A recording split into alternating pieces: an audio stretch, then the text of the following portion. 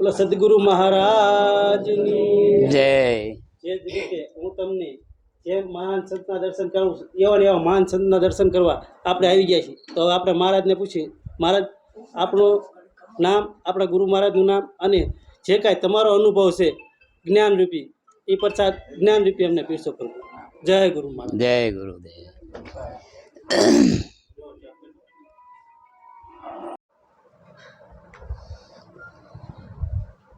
દેહે કરીને જગત જે નામથી પોકારી રહ્યું છે એ નામ ખોડીદાસભાઈ,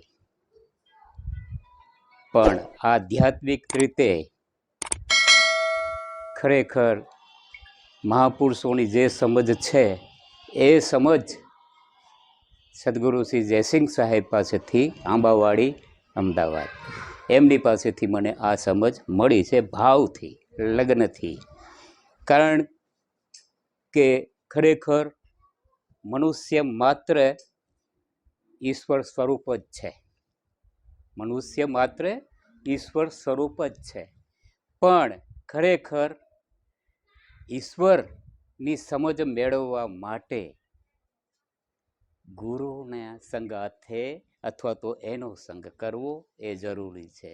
અનુભવી મહાપુરુષો અનાદિના આદિમાં એક જ સમજ આપી રહ્યા છે કે મનુષ્ય દેહ એક ખરેખર બહુ જ કિંમતી છે અને મળવો પણ દુર્લભ છે. બરાબર, મળવો પણ દુર્લભ છે. તો આને ખરેખર સાર્થક કરવો જરૂરી છે. સાર્થક એટલે સારા રસ્તા ઉપર ચડાવવો. એટલે સારા રસ્તા ખરેખર જ્યાં સુધી આ જગત એક ભાવટમાં જો ભટકેરી હોય, સંગદોષ લાગી ગયા હોય, આ હોય તે હોય, એવા અનેક દુર્ગુણો ઉપરથી તો ચોખ્ખો જ આવે છે આવે છે ચોખ્ખો, પણ હકીકતમાં દુર્ગુણથી કુટેવોમાં અથવા તો ખોટા રસ્તા ઉપર ચડે જતો હોય. એટલે આવામાં મહાપુરુષો પોતાના અનુભવથી એમ ખરેખર સમજાવે છે કે ભાઈ, અનંત જન્મોથી અથડાતો ખરેખર આ જીવ ગોથા ખાતો ખાતો આ મૃત્યુલોક ઉપર આવ્યો છે. તો હવે ફરીવાર મળશે કે નહીં, અને મળશે તો કેટલા યુગ પછી મળશે, એની કોઈ નક્કરતા નથી. માટે ખરેખર આ જે મળ્યો છે એને સાર્થક કરી લે. સદગુરુના ચરણમાં તન મન ધન અર્પણ કરી અનાદિની જે સમજ છે ભક્તિ પ્રણાલિકા પ્રમાણે એ સમજ તું મેળવી લે ભાઈ.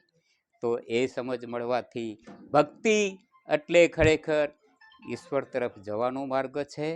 અને આ માર્ગે જેટલા ગયા છે અને ખરેખર વચનની અંદર દ્રઢતા રાખી છે, મહાપુરુષોના સત્સંગને હૃદયમાં લઈ અને એ રીતનું રહેણી કરણી ખરેખર જેને ભજવી છે એવાના નામ રહ્યા છે.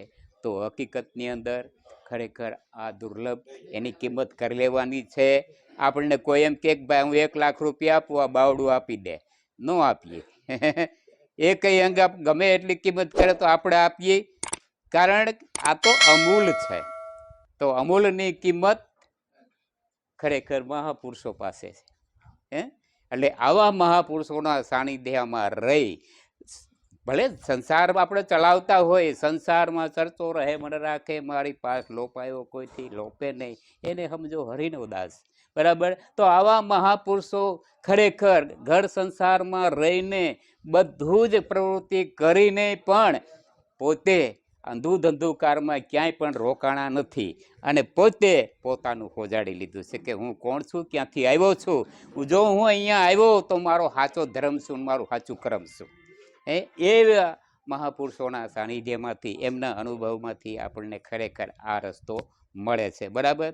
તો હકીકતમાં સંસારમાં આપણે જે કાંઈ બાળ બચ્ચા કે સગા કુટુંબ આ તે જે કાંઈ છે એની તો આપણે ખાલી ગોવારી કરવાની છે ને.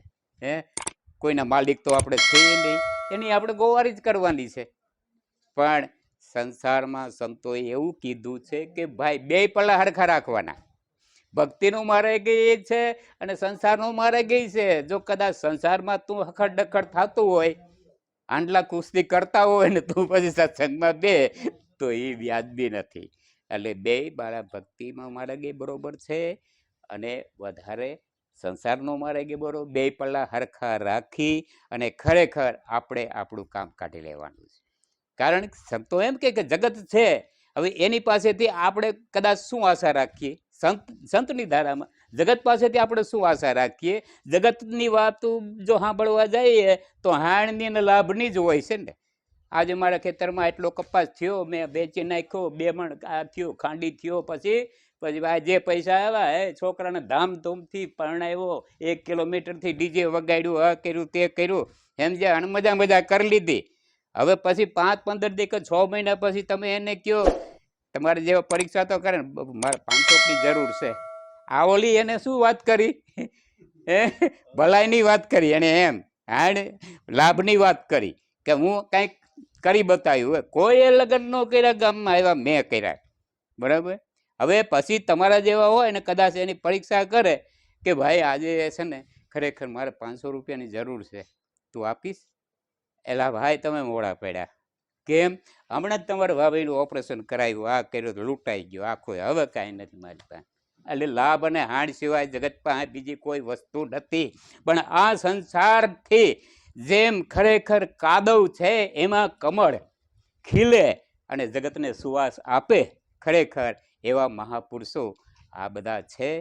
તમે અમને મળ્યા અને જે કાંઈ અમને કંઈ પ્રશ્ન પૂછ્યા એ ખરેખર ભક્તિ પ્રણાલિકા પ્રમાણે આપ્યા છે. જેમ બને એમ આ આયુષ્ય ખરેખર અવધિ પ્રમાણે જ આપણે અહીંયા રહેવાના છીએ.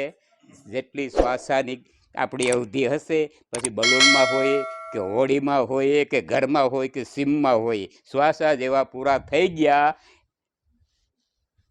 એટલે આનંદ છે. એટલે હકીકતની અંદર ગોરધન બાપા છે ને, તમે ઇન્ટરવ્યુ લેતા હતા, હું હતો, મને ખબર હતી, સમજ્યા. એ હું ભાણે જ છું, સમજ્યા. એટલે કહેવાનો અર્થ એ છે કે આ બધે આવા મહાપુરુષોની કૃપાથી એના સાનિધ્યમાં રહ્યા ને. મારું ગામ ઓરાકોરડા છે, ગોંડલથી 7 કિલોમીટર, બાંદ્રા ગોંડલથી 10 કિલોમીટર, એટલે અમારું 2-2 કિલોમીટરનું જ અંતર છે. હું ત્યાં જ ભણ્યો, ઉગારામ દાદાની સાથે રહ્યો, આ તે બધું, સમજ્યા. આવડા એટલે ખરેખર હંમેશા નમણા ખમણાને બહુ ગુણા મુખથી બોલવીની અવરી વાણી, દેવ કાંઈ ખરેખર આકાશમાંથી નથી આવતા, નથી પૃથ્વીમાં એની ખાણી. પશુ કી પનિયા બને નરકા કશું ના હોય, નર જો સત્કરણી કરે તો નરમાંથી નારાયણ શું. પહેલા દાસ ભાવ રાખી, ખરેખર સેવક ભાવ રાખીએ તો કોઈને કોઈ દિવસ મહાપુરુષોની કૃપાથી સ્વામી પણ પ્રાપ્ત. બોલો સદગુરુદેવનો જય, જયસિંહ સાહેબનો જય, ઉગારામ સાહેબનો જય, હીરસાગર બાપાનો જય, અત્રે પધારેલા સર્વે સંતોનો જય, જોધલ પીરનો જય. બાપાએ આપણને બહુ સરસ વાત કરી કે સંસાર અને ભક્તિ ખરેખર બેમાં હરખો પલ્લા રાખીને આ સમયનો યોગ દેવાની જરૂર છે. જય ગુરુ. જય ગુરુદેવ.